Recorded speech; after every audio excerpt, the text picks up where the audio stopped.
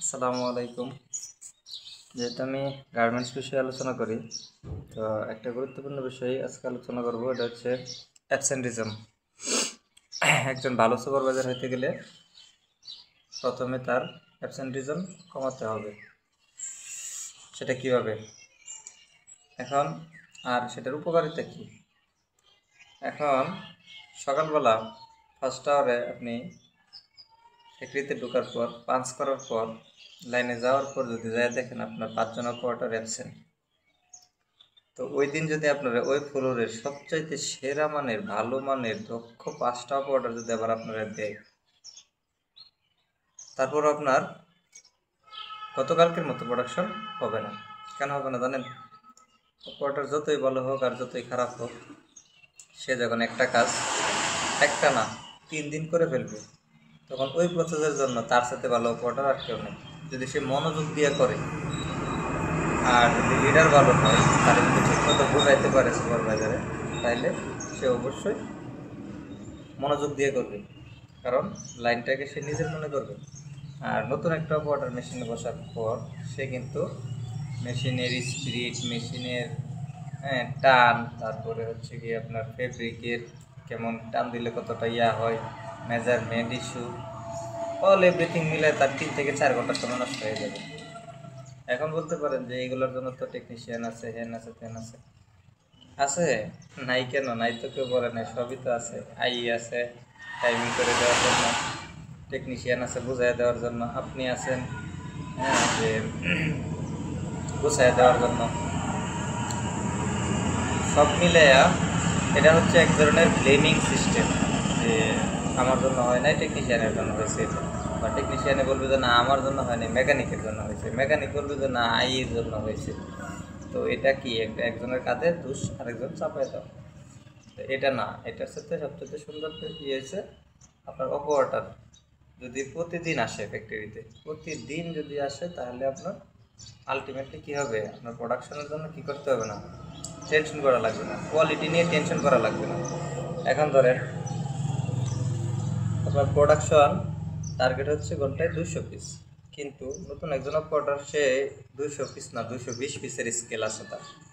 এখন সে আইসা 220 পিস করে বডি করে, কিন্তু এর থেকে অর্ডার হয়ে যায় 10 পিস। 220 পিসের মধ্যে 10 পিস অল্টার হয়ে যায়। এখন এই 10 পিস অল্টার পুরাটা বডি খুইলা সারতে 40 পিসের সময় নষ্ট হয়। যারা গার্মেন্টসে চাকরি করে তারা প্র্যাকটিক্যালি এটা প্রমাণ করে দেয়, এমনি চেষ্টা করে দেখবেন প্রমাণিত হবে এই বিষয়টা। তো এই জন্য আপনার অ্যাটেন্ডেন্সটা খুবই জরুরি। এখন মানুষের প্রয়োজনে তো অ্যাবসেন্ট করে, তাই না? কেউ তো আর ইচ্ছাকৃতভাবে অ্যাবসেন্ট করে না, চাকরি যেহেতু করতেই হবে।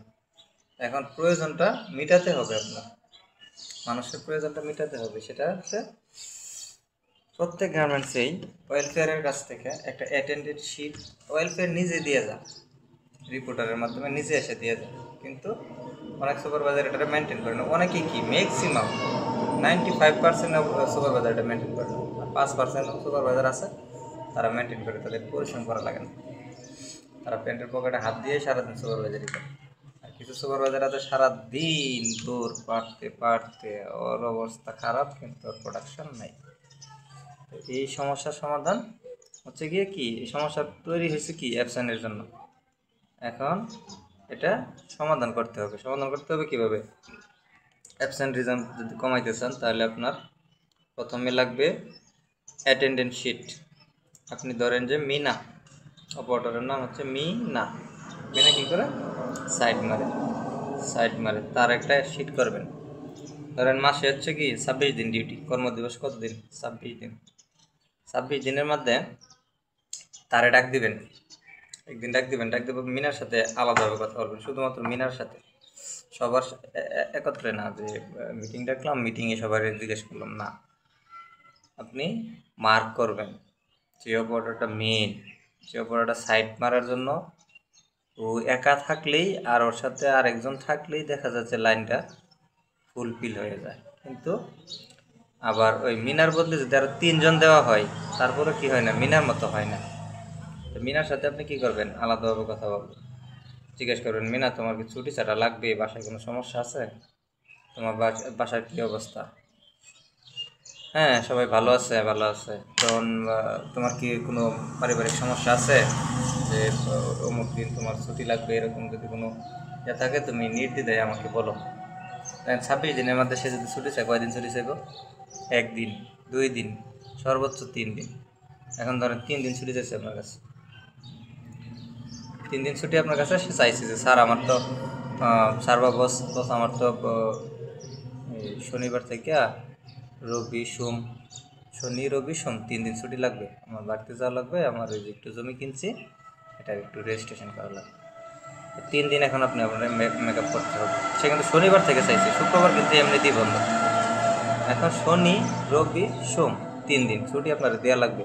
এখন যদি আপনি পিএম স্যারে যাই বলেন স্যার মিনার এত দিন ছুটি দেওয়া লাগবো, পিএম স্যার কিন্তু বলবে যে সেটা আমি কীভাবে দিব, কারণ লাইনটা আপনার ব্যালেন্সিং তো আপনি করবেন। পিএম স্যার অন্য কাজের জন্য, পিএম স্যারটা তো আপনি এই কাজের জন্য ব্যবহার করতে পারেন না। হ্যাঁ পারেন, কিন্তু ওটা হলো অন্যভাবে, অন্য সিস্টেমে। এখন আপনি 3 দিন ছুটি দেওয়ার জন্য লাইনের ভিতরে আগে সিলেক্ট করবেন যে কারে দিয়ে আপনার মিনার জায়গাটা পূরণ করতে পারবেন। কথা বুঝতে পারছেন? এবং আপনি আপনার সিনিয়রের সাথে এইটা নিয়ে ডিসকাস করবেন যে বস আমার তো মিনারে 3 দিন ছুটি দেওয়া লাগবো, তো মিনার বদলি কারে দিলে ভালো হয়, কারে দেওয়ান যাবে। কিন্তু আপনি আগে থেকে সিলেক্ট করবেন কইরে আপনি ওই দিন যেই দিন মিনার চাইছে ছুটি, এই দিন মিনারে ছুটি দিবেন, অবশ্যই ছুটি দিবেন। যদি মিনার আপনি যদি মিনার চাহিদা পূরণ করতে পারেন তাহলে মিনা আপনার চাহিদা পূরণ করবে। সো ছুটি দেওয়াটা আপনার দায়িত্ব, আপনার কর্তব্য। ছুটি ওর লাগবে, ওর প্রয়োজন, ওর যেরকম চাকরিটা প্রয়োজন ঠিক সেরকমই তার যে জমি কিনছে এটা রেজিস্ট্রি করা তার প্রয়োজন। তো আপনার সব দিক বিবেচনা করে তারপর আপনাদের সুপারভাইজারি করতে হবে, এবং এটা যদি আপনি করতে পারেন তাহলেই আপনি বেস্ট সুপারভাইজার। আর যদি খালি বলেন যে ও ভালো না, ও ভালো না, ও ভালো না, তাহলে আপনি সুপারভাইজারি করে কখনোই মজা পাবেন না। ধন্যবাদ।